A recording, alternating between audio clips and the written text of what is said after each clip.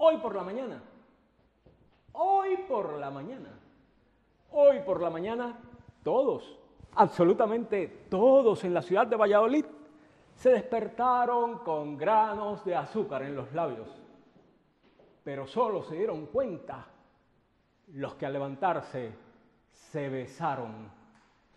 Este es un cuento fugaz, un cuento brevísimo, porque los cuentos pueden ser brevísimos o muy largos. En todo caso, todos los cuentos, los verdaderos cuentos, son capaces de atrapar la atención de sus interlocutores, porque los cuentos son magia y verdad. Los cuentos son comunicación y expectación. Los cuentos son ese deseo de saber qué es lo que va a ocurrir, cómo va a terminar la historia. Desde siempre, contar en la familia, contar con los amigos, contar en los espacios comunitarios, contar en los espacios escénicos, ha sido un acto de confianza, un acto de comunicación, un acto de amor.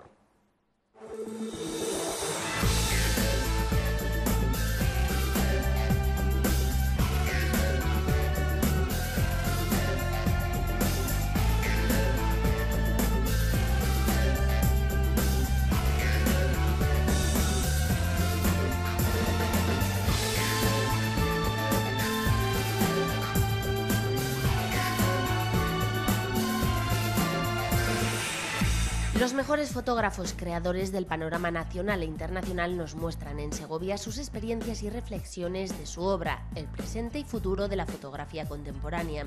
Es el tercer encuentro de captadores de imágenes. Hablamos de este libro a vueltas con el autor del Lazarillo, en el que se asegura que no es anónimo. La paleógrafa Mercedes Agulló documenta que su autor es Diego Hurtado de Mendoza. Otro libro, este para niños de entre 3 y 8 años, que recorre en pictogramas el Camino de Santiago. Una sencilla narración que a través de un peregrino hace posible que puedan conocer de cerca los entresijos de esta calle mayor de Europa. 17ª Muestra Iberoamericana de Narración Oral Escénica con presencia de Colombia, México y España. Historias del mundo, cuentos para el asombro y el encuentro y apelación a la imaginación y a la agilidad mental.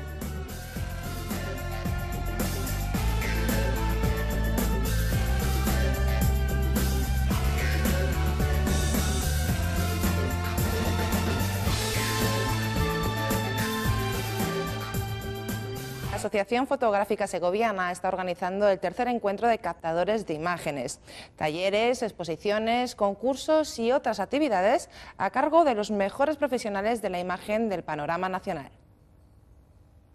La Asociación Fotográfica Segoviana celebra el tercer encuentro de captadores de imágenes, cuyo título es Segovia Foto, hasta el 28 de marzo, conferencias, talleres, exposiciones y actividades para acercar la fotografía a todo el mundo. El primero de los talleres corrió a cargo de Raúl Lamoso, efectos especiales en la fotografía digital. Galardonado con diversos premios nacionales e internacionales, se encuentra elaborando un libro de la técnica fotográfica digital. Mi historia es la misma que miles de fotógrafos, ¿no? Cuando empezamos a poder revelar nosotros mismos, antes era inaccesible, ¿no? Pues tener un estudio en tu casa, pues es cuando empieza la motivación. Y empecé poco a poco compaginándolo con mi trabajo y me gustaba mucho, le dedicaba muchas horas y a día de hoy pues vivo de la fotografía, sobrevivo de la fotografía, ¿no? Los tiempos tampoco son fáciles y hago de todo, ¿no? Llevo en plan, digamos, de 100%, llevo 2 años, abrí un pequeño estudio en La Coruña. Y hago de todo, desde reportaje social, o sea, bodas, bautizos y comuniones, hasta cualquier encargo, ¿no? Lo que me quede en las manos. En el taller Ordenador en Mano se mostraron trabajos del fotógrafo que quiso evidenciar que con pocos recursos e imaginación se pueden conseguir fotografías del más alto nivel. Podemos revelar en nuestra propia casa en un ordenador, ¿no? Antes revelar en blanco y negro era factible, entre comillas, podías comprarte en un estudio, pero en color ya era inaccesible, ¿no? Solamente los estudios profesionales, ¿no? Y ahora con un ordenador, no hace falta que sea ni siquiera muy caro, puedes tener en tu casa un estudio de revelado. Entonces ahí es cuando entra en juego la creatividad. Durante la masterclass, Raúl Lamoso realizó diversas fotografías a varias modelos para luego modificar las instantáneas con Photoshop, el programa informático de referencia en el retoque digital. Una herramienta que permite completar el revelado inicial, matizar, enfocar y mejorar la imagen. Hay mucha polémica, ¿no?, en el tema del Photoshop. Claro, en el fotoperiodismo, por ejemplo, no está bien visto porque hay que reflejar bien los hechos, ¿no?, tal como fueron, no está bien visto. Y también caben más críticas en el mundo de la moda, ¿no?, porque las modelos se crean ideales de belleza muy reales, se adelgazan los cuerpos, se alisan las pieles, ¿no? Se hacen un poco en definitiva lo que el público demanda, ¿no? El público pues quiere soñar con esos ideales de belleza y se les da lo que pide. Yo creo que no hay que dramatizar más en ese sentido. Casi a todas las personas a las que les interesa la promoción de la lectura piensan en primer lugar en enfocarse a los libros como únicas herramientas para llevar a cabo dicha labor. Sin embargo, existen muchas más opciones para tal efecto. Una de ellas es la narración oral escénica. Podemos ver distintas puestas en escena de esta forma de comunicación estos días en la 17ª Muestra Iberoamericana de Narración Oral Escénica.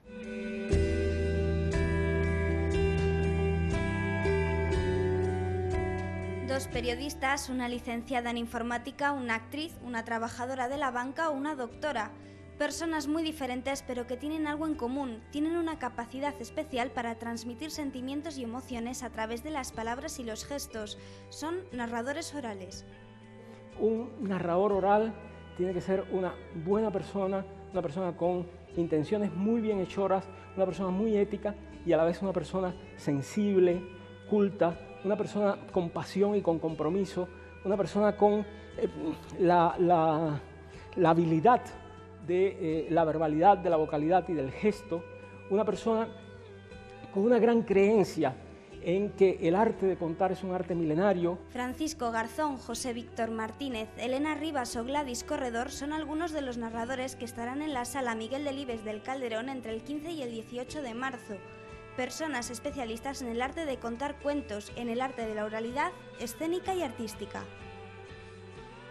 Un narrador oral, incluso un conversador escénico, que es otro arte de la oralidad, no solo cuenta humor. Si ustedes vienen a las funciones verán cómo los narradores pueden contar anécdotas personales que son siempre ciertas y algunas de estas anécdotas pueden ser muy dramáticas. La verdad es que hay muchísimas diferencias entre el narrador oral, entre el narrador oral y el actor, entre el narrador oral y el monologuista. Sería un tema muy para largo. El día 18 será el turno para el mexicano José Víctor Martínez con el espectáculo Puro Insólito, una actuación llena de sorpresas en la que el público tendrá mucho protagonismo. Una de las partes de la exhibición consistirá en contar el principio de 3 cuentos y se narrará el final del relato que elijan los espectadores. Lo curioso es que casi siempre eligen que se cuente un mismo cuento. En todos lugares, ya sea en España o en América Latina, siempre eligen el mismo cuento. Y yo apuesto por uno de ellos específicamente, incluso lo cuento con mayor intensidad para ver si el juego cambia, pero no es así. Historias que divierten, emocionan y hacen pensar. Durante todo el recreo, porque tú eres mi cielo. El público disfrute con el cuento oral en el momento en que el cuento oral está siendo contado. El cuento oral tiene que tener una importancia en ese instante. Nosotros no contamos para que la gente lea. Si nosotros contamos bien, luego la gente querrá leer. Nosotros contamos para que en el momento en que contamos, el otro sea nuestro cómplice, el otro imagine la historia. La comunicación oral humaniza la vida, aporta calor. Las palabras pueden ser cálidas, apasionadas y divertidas. Las palabras son un arma poderosa. Su capacidad de seducción es capaz de mover el mundo. Una mujer. Una mujer es una gota de agua. Pero un hombre y una mujer juntos no son 2 gotas de agua. Son el comienzo de un océano. En este libro, A vueltas con el Lazarillo, de la paleógrafa Mercedes Agulló, se descubren documentos que acreditan la identidad del padre de la primera novela moderna, El Lazarillo de Tormes. Ante la pregunta de quién es el autor del Lazarillo, ya no hay que contestar anónimo. Ahora la respuesta es Diego Hurtado de Mendoza.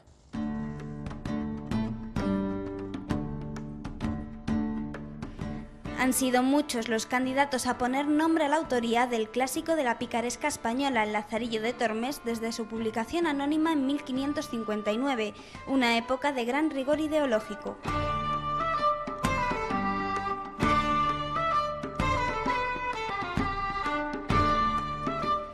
La paleógrafa Mercedes Agulló se dedica desde hace mucho tiempo a la investigación de fuentes en centros documentales de todo tipo y desde hace una década revisa inventarios de libros. Entre ellos encontró una colección de libros de un abogado que conservaba los libros y papeles de López Velasco, cosmógrafo real y secretario de Felipe II. Él conservaba los papeles de don Diego Hurtado de Mendoza desde el año de su muerte, en 1575, autor, según Agulló, del Lazarillo.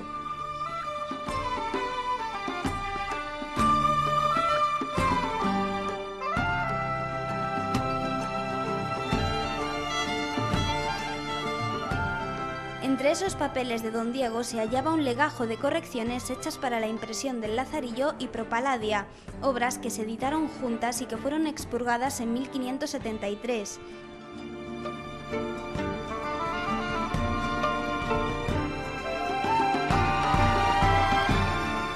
La polémica autoría del Lazarillo volvió así, documentalmente sustentada, al que fue el candidato más citado en los siglos posteriores a su publicación, don Diego Hurtado de Mendoza, personaje polifacético del siglo XVI, y sobre quien se ofrecen valiosas aportaciones en esta obra de Mercedes Agulló.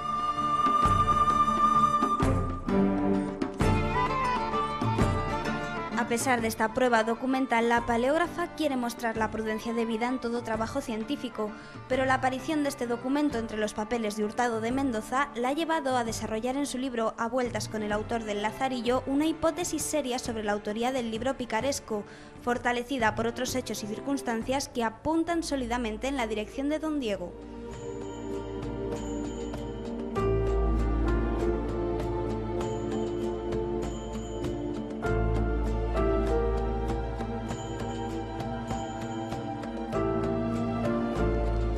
Lo que diferencia la tesis de Agulló de todas las demás es que mientras otras teorías están fundadas en criterios filológicos, ella se ha acercado al tema como una historiadora, ha empleado datos concretos que el lector podrá valorar en esta obra ensayística repleta de datos, conexiones e ilustraciones de los manuscritos.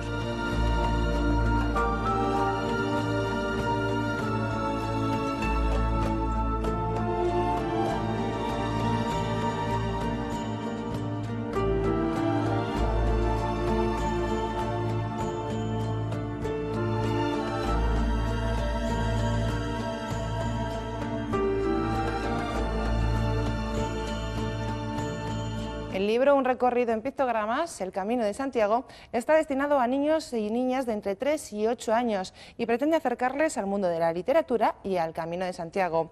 Un recorrido narrado de forma sencilla a través de pictogramas. Tras el éxito del libro de pictogramas, la Catedral de Burgos, el Instituto Municipal de Cultura y Turismo del Ayuntamiento de Burgos y el grupo editorial SM han vuelto a unirse para acercar al público infantil los entresijos del Camino de Santiago.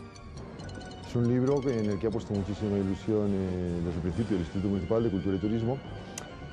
Es nuestra segunda colaboración con SM, bueno, mejor dicho, nuestra tercera colaboración con la editorial SM para divulgar la cultura burgalesa o lo relacionado con la cultura burgalesa a los más pequeños, a niños entre 3 y 8 años. Se trata del tercer libro, el primero fue dedicado al Cid, pictogramas que contaban la historia del Cid. El segundo dedicado a la catedral y el tercero dedicado al Camino de Santiago. Su autor, Juan Carlos Estebánez, creó este libro con el objetivo de acercar a los más pequeños el mundo de la literatura. La publicación recorre los lugares más emblemáticos de la ruta jacobea, desde Roncesvalles hasta Santiago, de la mano de un peregrino llamado Lucas y de su perro Rufo. El Camino de Santiago no deja de ser, para quienes lo hacen, un camino de vida, un camino en el que uno se descubre a sí mismo. Y queremos que los niños, hemos querido siempre que los niños descubran el Camino de Santiago, sobre todo aquellos que viven en las márgenes, que ven pasar a los peregrinos pues, desde su más tierna infancia, ¿no? De este recorrido en pictogramas, El Camino de Santiago, se han editado unos 3.000 ejemplares para niños de entre 3 y 8 años. El Camino de Santiago, más en un año jacobeo como este, suponemos que va a tener un gran éxito y tendrá una acogida fantástica en las ciudades y en los pueblos de todo lo largo del camino. Es decir, la editorial va a hacer un gran esfuerzo porque el libro esté en las librerías de todo el recorrido durante este año, ¿no? Un pequeño recorrido lleno de acertijos que acercará a los más pequeños los entresijos de esta calle mayor de Europa. Espacio patrocinado por la Universidad de Valladolid. Muchos estudiantes están por estas fechas dando vueltas a la cabeza de cómo orientar su futuro profesional. Universidad, formación profesional, mundo laboral. La Universidad de Valladolid ha abierto sus puertas para mostrarles la posibilidad de estudiar una carrera y sus opciones.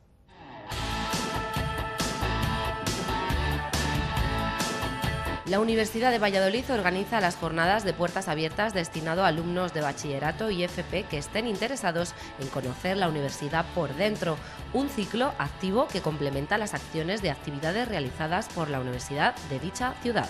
Bueno, pues hoy el Centro de Orientación e Información al Estudiante, el COIE, que forma parte de la Universidad de Valladolid, pues ha organizado estas jornadas de puertas abiertas, lo cual quiere decir que todos los estudiantes, tanto de bachillerato como de formación profesional, pues pueden venir a visitar cada uno de los centros y facultades de la Universidad de Valladolid. Entonces, en ellos va a haber desde las 10 de la mañana prácticamente, empezando en algunos centros y después en otros ya por la tarde, a partir de las 4 de la tarde, pero prácticamente todo el día se pueden ir visitando los centros, las diferentes facultades y diferentes escuelas y centros.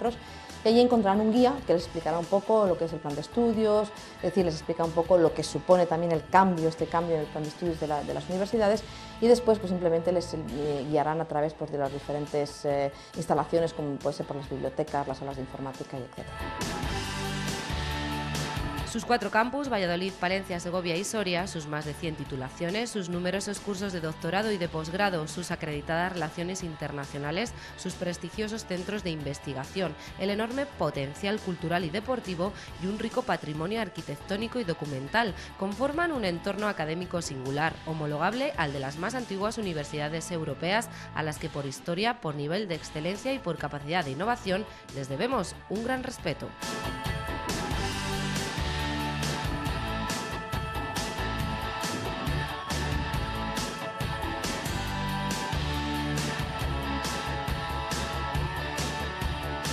Manuel Summers dirige la película que podemos ver mañana en Salamanca. Es Del rojo al amarillo, una comedia que habla de 2 generaciones, una pareja de abuelos y una pareja de niños, pero con un nexo común, el amor que se procesan.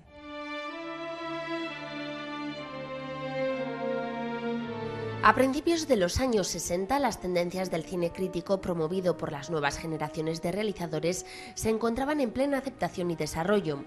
En 1963, Manuel Summers, dibujante de humor ácido, inicia el trasplante a la pantalla su corrosiva filosofía gráfica. ¡Callaros, hombre!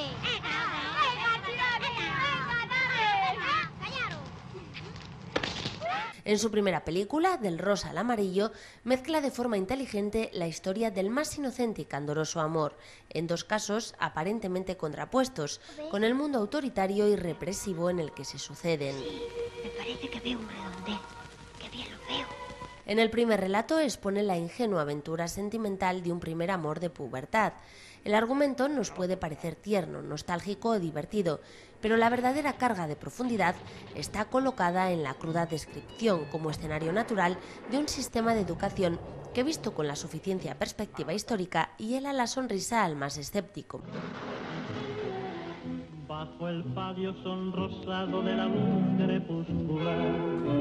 En la segunda historia, el mismo candoroso sentimiento se desarrolla ahora entre 2 ancianos que viven, pero no conviven, en un asilo de monjas. Aquí la ternura se hace quizás excesivamente melodramática, pero como en la primera parte, el verdadero sentido del film está en el retrato desnudo de la estremecedora realidad que se desarrolla tras los muros de las entonces cínicamente llamadas casas de amparo. Sorprende de Summers como en su primera película acierta perfectamente a combinar la nostalgia de la inocente adolescencia o del idílico romance otoñal de 2 abuelos con la severa crítica a la dictadura política, social y religiosa del país. Y sorprende más porque a la postre esta va a ser su mejor obra. Su obra posterior se perderá cada vez más en una línea comercial y facilona. Pero no lo ves. No veo nada. Así, me parece que veo un redondel. Qué bien lo veo. Pues venga, dame un duro. Espera, ya te lo daré. Una una estupenda semana nos espera cargada de actividades culturales. Hoy no ha hecho nada más que empezar, mañana más. Besos, nos vemos.